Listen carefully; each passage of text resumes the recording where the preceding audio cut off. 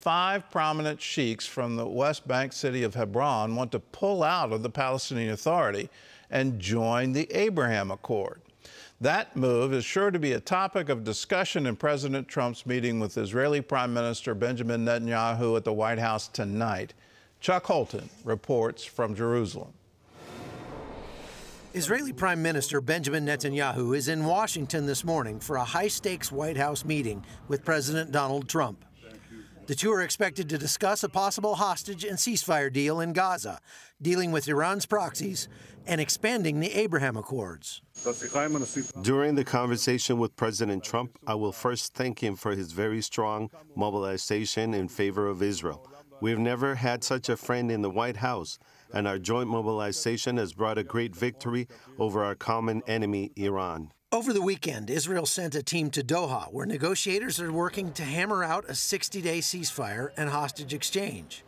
President Trump says he expects a deal with Hamas this week, but Netanyahu blasted the latest terms from Hamas as unacceptable and insists any agreement must guarantee the elimination of Hamas as a military force. There are 20 hostages that are alive, 30 dead. I am determined. We are determined to return them all. And this means one thing: the elimination of Hamas military and governmental power. Hamas will not be there in Gaza. Hamas has lost its grip on most of Gaza, according to an anonymous official who told the BBC that 95% of its leadership is dead. At the White House, Netanyahu is also expected to ask for a green light to strike Iranian nuclear facilities if Israel detects suspicious activity. He's also expected to push the White House to support stronger action against Iran's regional proxies, including the Houthis in Yemen, who resumed attacks on Israel and shipping over the weekend. Overnight, Israel launched extensive airstrikes on Houthi-controlled ports, radar sites, and a power station in Yemen. The strikes came after the Houthis launched another missile at Israel and badly damaged a Greek cargo ship in the Red Sea Sunday, their first successful maritime strike in over a year.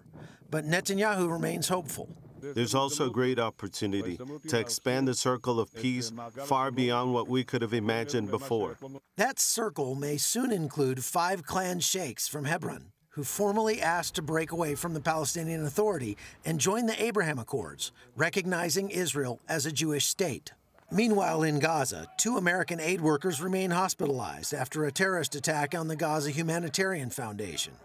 The men, said to be highly decorated veterans, were distributing food at a U.S.-funded humanitarian site near Han Yunis when they were hit by grenades. Trump and Netanyahu are expected to meet Monday evening, and the outcome could reshape not only Gaza, but the entire Middle East. From Jerusalem, I'm Chuck Holton for CBN News. Well, CBN White House correspondent Kelly Wright joins us now from our bureau in Washington, D.C. So, Kelly, what does the White House hope to accomplish with the meeting with Netanyahu? The main thing they want to accomplish is a ceasefire. They want to broker that deal between Israel and Hamas and get the hostages back. That's top of mind for President Trump. He's always wanted those hostages returned. And, of course, he hears the demand from people who are saying, bring them home now. That's exactly what he wants to do. But he realizes that the impediment that stands in the way is Hamas, which has been a difficult group to deal with because of the fact that they've used hostages as a negotiating chip. And, of course, that frustrates Bibi Netanyahu. So the president wants to get Netanyahu to the table to broker a deal. Can he achieve that? He's saying that he's hopeful that it will happen this week, and he wants to get an incremental release of the hostages, some 8 to 10 hostages in this deal, get that ceasefire done, and start brokering for a better peace throughout the Middle East. Well, what's your forecast for the peace agreement? I can't imagine a future with Hamas still in control of Gaza. The ideology of hatred against Jews, against Israel, it just seems it's horrific. So is that part of this, or are they just silent on that until they get the ceasefire signed, the hostages returned, and then they turn to, well, who's going to govern Gaza? Gordon, that's a great question. The president has kind of given his hand, if you will, if you look at the past visits that he's shared with Bibi Netanyahu. By the way, this is the third visit that Netanyahu has with the president since President Trump came into office. Here's what the president stated before. Let the United States control Gaza. Will he go back to that kind of rhetoric before that he so boldly stated even before the Saudis and Qataris, as well as the UAE, the United Arab Emirates? He believes that in order to broker peace, Hamas can no longer be in power. What will he do in this particular time? Will he kind of push that off, as you've alluded to?